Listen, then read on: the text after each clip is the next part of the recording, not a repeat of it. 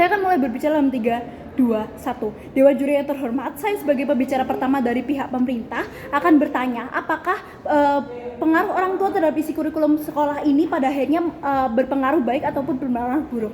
Ya, orang tua memang bagian penting dalam pendidikan, tapi ketika pengaruh itu berkembang jadi intervensi hingga mampu mengubah isi kurikulum nasional, maka yang terjadi bukanlah kolaborasi sehat, melainkan dominasi yang membahayakan masa depan pendidikan itu sendiri. Mari kita mendefinisikan apa yang kami maksud di sini adalah tren meningkatnya tekanan baik secara individu maupun kolektif dari orang tua terhadap sekolah ataupun pemerintah agar materi dalam kurikulum diubah, ditambahkan atau dihapus sesuai dengan nilai pribadi atau ideologi tertentu.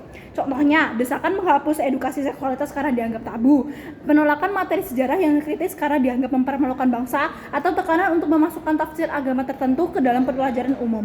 Di kurikulum yang kami maksud di sini adalah kurikulum nasional formal yang menjadi acuan pembelajaran seluruh siswa, bukan kegiatan ekstrakurikuler ataupun pengajaran di rumah masing-masing.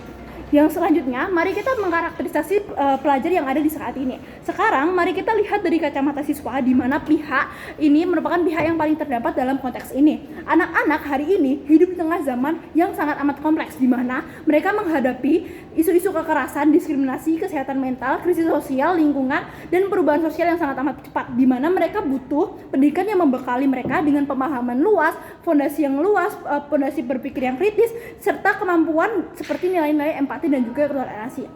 Namun, ketika kurikulum disesuaikan dengan kecemasan atau nilai-nilai subjektif orang tua yang konservatif, maka yang terjadi adalah penyensoran terhadap realitas bahwasannya orang tua ini ingin bahwasannya anak-anak ini hanya melihat dunia yang baik, hanya melihat dunia yang mereka rasa baik dan juga benar, dan tidak mempengaruhi pola pikir anak-anak sendiri. Anak-anak pada akhirnya tidak lagi belajar tentang dunia apa adanya, tetapi tentang dunia seperti yang diinginkan segelintir orang tua. Pada musik kali ini saya akan membawakan 2 argumen utama, di mana yang pertama, intervensi orang tua merugikan perkembangan intelektual, moral, sosial, dan identitas siswa.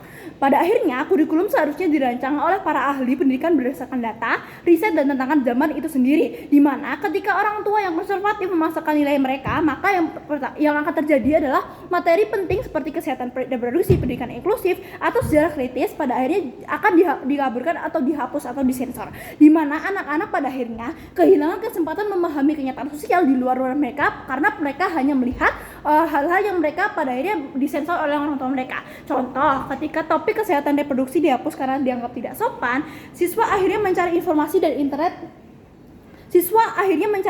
dari internet atau teman, di mana akibatnya akan terjadi misinformasi merajalela, angka kehamilan remaja meningkat, dan kekerasan seksual yang tidak bisa kita kontrol. Padahal sebetulnya itu bisa kita masukkan ke dalam kurikulum dan melakukan riset-riset terkait dengan ahli-ahli sehingga mereka mendapatkan informasi itu dengan jelas sesuai dengan ahli dan juga pemantauan dari pemerintah sendiri. Di mana selanjutnya pada akhirnya representasi kelompok minoritas ini pada akhirnya menghilang, siswa yang berbeda jadi merasa tidak diakui, siswa mayoritas tumbuh dari keributan sosial, dan moral-moral yang diajarkan jadi satu arah dan sempit karena pada akhirnya mereka hanya meyakini ideologi yang orang tua yakini itu merupakan mayoritas. Pada akhirnya mereka tidak diajarkan untuk keberagaman, mereka tidak diajarkan untuk mencari dan juga menemukan masalah dari solusi itu sendiri. Padahal kita seperti yang kita ketahui Dewan Juri yang terhormat, dunia yang saat ini adalah dunia yang dinamis yang perlu memikirkan pemikiran kritis. Apa yang terjadi kepada siswa dan juga siswi masing-masing ketika pada akhirnya mereka tidak diajarkan dengan inklusivitas, di mana mereka hanya mengetahui bahwasanya hanya satu orang atau satu golongan saja yang terjadi, atau pada akhirnya orang-orang yang minoritas ini tidak diberikan ruang untuk berekspresi karena mereka merasa perasaannya tidak valid karena tidak pernah dibahas secara ilmiah atau manusiawi di ruang kelas seperti yang ada di kurikulum. Karena pada akhirnya topik-topik ini dihapus, mereka tidak diajari untuk memahami bahwasanya mereka pluralitas, dan alih-alih mengajarkan bahwasannya toleransi dan pemikiran kritis, karena siswa justru hanya didorong untuk menyesuaikan diri dengan satu narasi yang dianggap aman.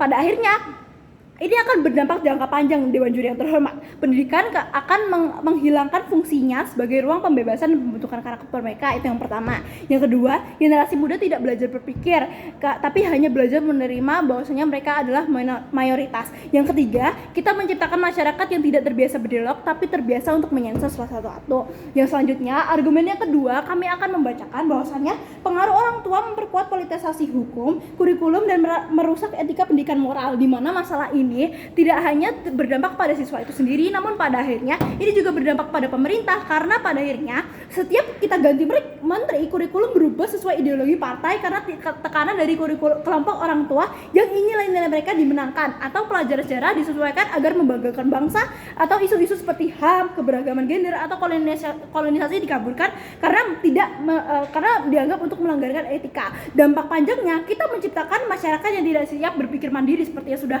saya sebutkan sebelumnya, Dewan Juri yang terhormat, karena selanjutnya kita akan mencetak lulusan yang hanya tahu apa yang boleh dipercaya, bukan apa yang bisa diuji dan dikritisi. Dan akhirnya kita memperkuat ketimpangan sosial karena hanya narasi dominan yang boleh masuk di ruang kelas. Dewan Juri yang terhormat, keterlibatan orang tua dalam pendidikan itu penting, tapi harus pada tempatnya. Karena pada akhirnya ketika pengaruh itu berubah menjadi kekuatan dominan yang bisa menentukan isi kurikulum nasional, baik itu siswa yang akan berdampak, namun pemerintah juga yang akan bergonta-ganti kurikulum dan menimbulkan intervensi politik yang seperti yang kita ketahui bahwasanya itu sangat amat banyak dampaknya. Ini akan bukan hanya merugikan siswa, namun juga seluruh sistem pendidikan dan masa depan bangsa, karena tidak lagi relevan kepada dunia yang ada di sekitar. Siswa tidak lagi berpikir kritis, dan juga pemerintah juga akan dirugikan terkait dengan inklusivitas yang tidak lagi ada dan juga tidak lagi tercermin dalam kurikulum nasional yang seharusnya bisa dinikmati oleh seluruh kalangan dan tidak terpengaruh oleh ideologi keluarga masing-masing. Sehingga pada akhirnya kami berdiri sebagai pihak pemerintah bukan untuk menghilangkan suara orang tua sendiri, namun pada ini kami menyarankan bahwasanya kita tetap harus menjaga moralitas yang ada dan juga menjaga agar pendidikan tetap inklusif, tetap ramah, dan juga tetap bisa dinikmati oleh seluruh kalangan. Dimana karena itulah kami dengan tegas menyesali meningkatnya pengaruh orang tua terhadap isi hukum. Bangga menjadi pro.